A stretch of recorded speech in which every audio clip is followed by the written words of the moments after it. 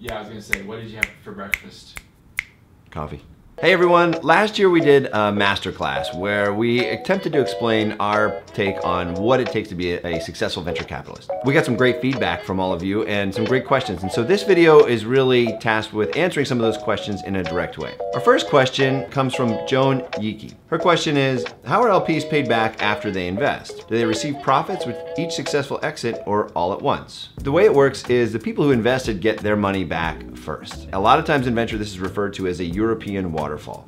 So if you have a $300 million fund, what that means is that the LPs have invested $300 million. And what we would do is, as we've invested those dollars and grown the value of those companies, or exited those companies at valuations that are below that amount, whatever the amount is, whatever the cash that comes back, that money goes first to the limited partners.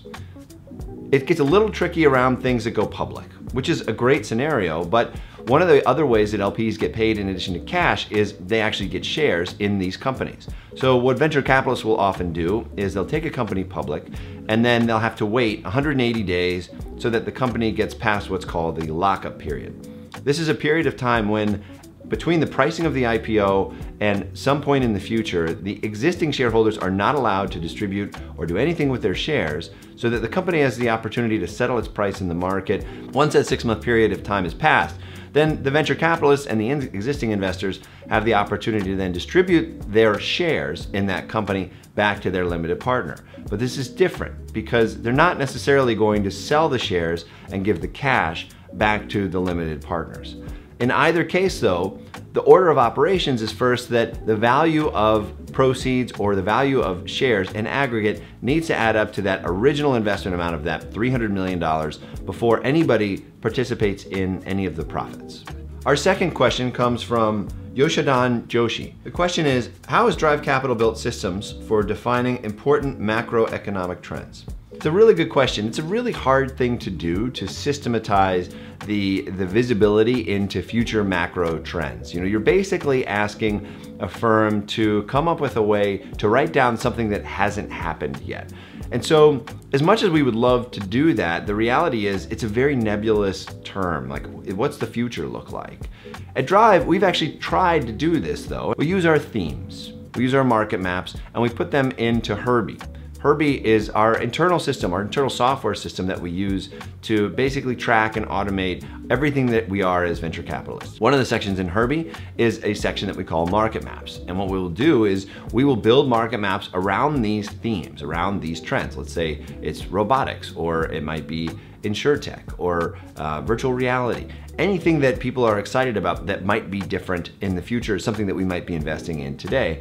And what Herbie will do is allow us to build a map, build a landscape of companies that enables us to organize and then identify patterns that are going on in the market. For example, we spent a lot of time in the robotics market, and one of the very first trends that we noticed was lots of entrepreneurs who were excited about the end effectors. These are the last inch of a robot between the robot and whatever the task is that it needs to do. These end effectors are incredibly complicated because they're being asked to do things that are very easy for humans to do, very challenging for machines to do. The challenge with it is that all of those companies have very similar characteristics. It's a very high upfront amount of R&D. You, at the end of the day, produce a piece of hardware, and ultimately in the market, it's for a very specialized task. And so, having talked to a lot of those end effector companies, we found it was a very challenging place, a very challenging segment to build a business because you had these challenging dynamics around building a company. But we were able to spot that because our partner, Nick Solero, had been able to talk to all of the end effector companies and then identify that these were the patterns around these businesses. As you kind of run through the rest of the market map, other patterns start to emerge, other trends start to emerge, and Herbie really helps us identify what those trends are and then to track them over time. But as a venture capitalist, it's something that we're constantly working on, constantly improving, and always trying to find ways to identify the way to define the future. If you have any ideas, I would love to hear them. Please send them. The third question we can address today comes from Jordan. What do you think is more important for a VC? Analytical rigor or creativity, and why?